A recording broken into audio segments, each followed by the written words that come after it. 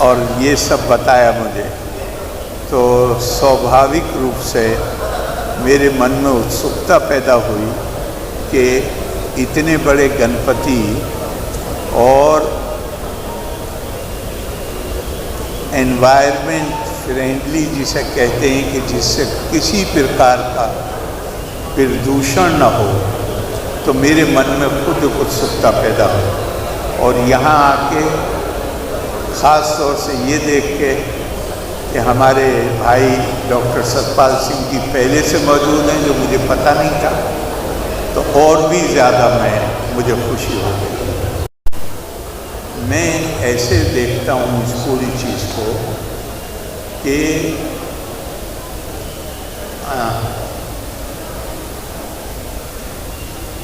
भारतीय संस्कृति की कुछ विशेषता, दुनिया में जितनी संस्कृतियां हैं वो परिभाषित होती हैं या तो आपकी त्वचा का रंग क्या है, या आप क्या भाषा बोलते हैं, या आप किस आस्था परंपरा से आपका संबंध है। भारत में तो कश्मीर से लेके कन्याकुमारी तक हर रंग का व्यक्ति मिलेगा आपको, अनेकों अनेक भाषाएं कम भी अगर हों तो बोलियां तो अनेक और अनेक हैं। अभी मैं 3 दिन पहले सुन रहा था डॉक्टर देवी गणेश को 26,000 बोलियां बता रहे थे कि इस देश के अंदर। आस्था परंपरा का हाल ये है हमारे यहाँ कि एक ही घर, एक ही माँ बाप से पैदा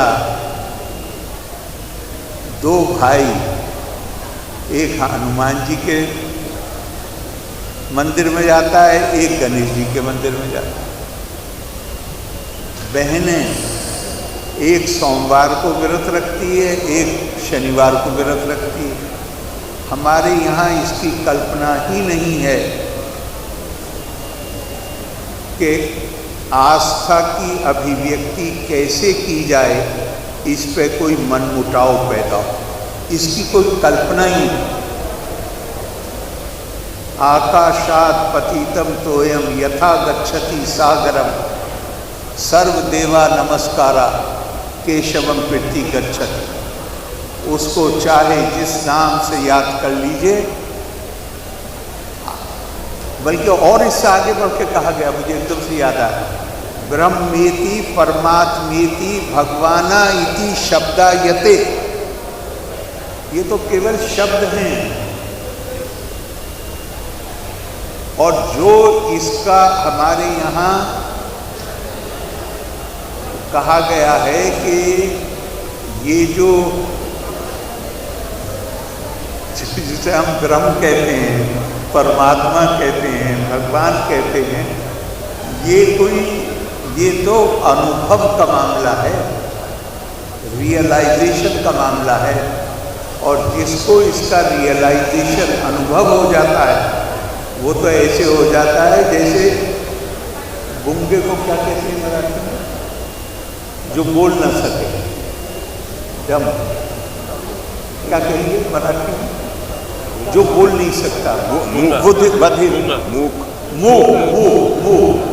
अगर आप एक मूक व्यक्ति को खीर खिला दीजिए और उससे पूछिए कि इसका मज़ा कैसा है, तो क्या बताएगा?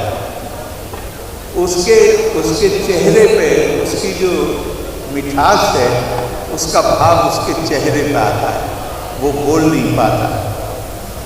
यतो वाचो निवर्तन्ते अप्राप्य मनसा सहा, शब्द गौने हो जाते हैं।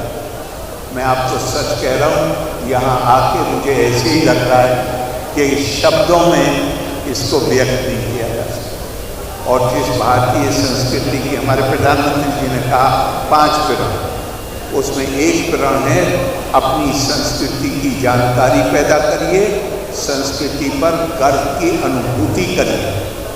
और हर कारण है कि हमें गर्व होना चाहिए, क्योंकि अगर वो संस्कृति के मूल्य हमारे जीवन में आ जाएं तो पूरी दुनिया अनुकरण करेगी। पूरी दुनिया में लोग भेदभाव करते हैं।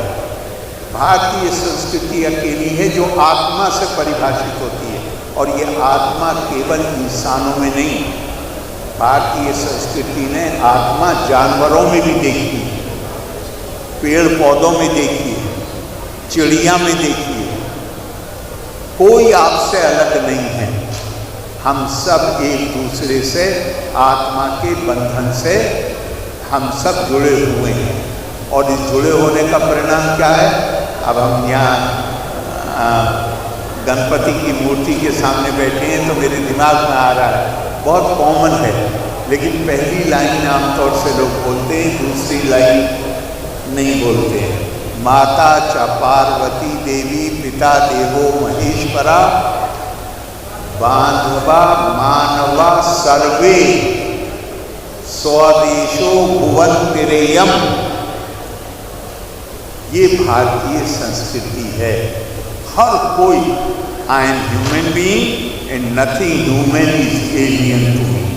मैं मानव हूँ, और मानव का कहीं आत्मा के बंधन का अभिप्राय ही ये है कि जहाँ मैं दूसरे के दुख में दुखी और दूसरे के सुख में सुख की अनुभूति महसूस कर सकूं।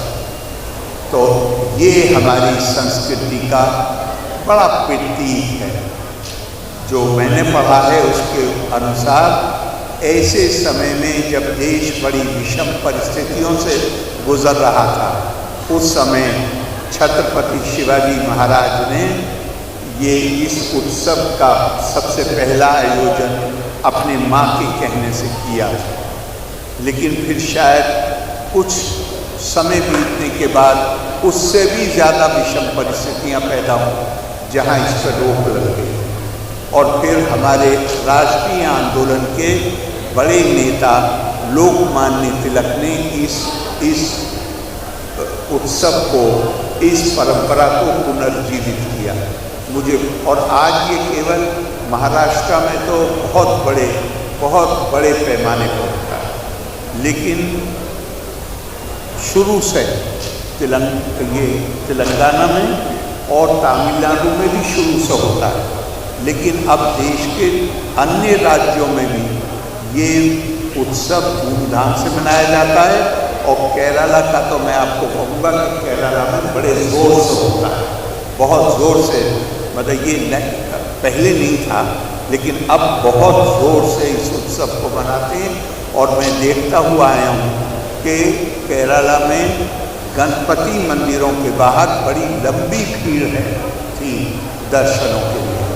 तो आपने मुझे आमंत्रित किया और इस पुनीत कार्य में मुझे भी सम्मिलित किया, तो आपको भी बहुत धन्यवाद, आपके आयोजकों को धन्यवाद, पुजारी जी जिन्होंने पूजा कराई, क्या नाम है उनका,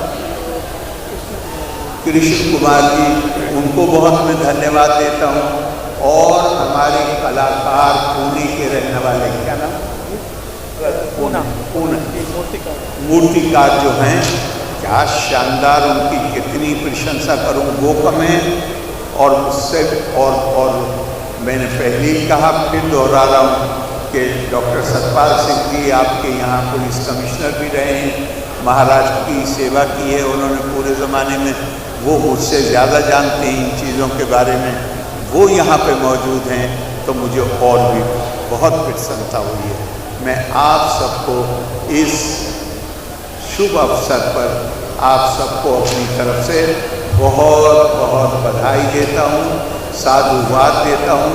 और ये उम्मीद आशा करता हूँ कि जिस तरह आपने अपनी आस्था भी व्यक्त की है और साथ में इसका ध्यान रखा है कि हमारी आस्था के कारण किसी को कोई असुविधा न हो, पर्यावरण न खराब हो, मैं ये उम्मीद करता हूँ कि आपका केवल ये भक्ति की अभिव्यक्ति नहीं, बल्कि ये दूसरों के लिए प्रेरणा का स्रोत भी होगा।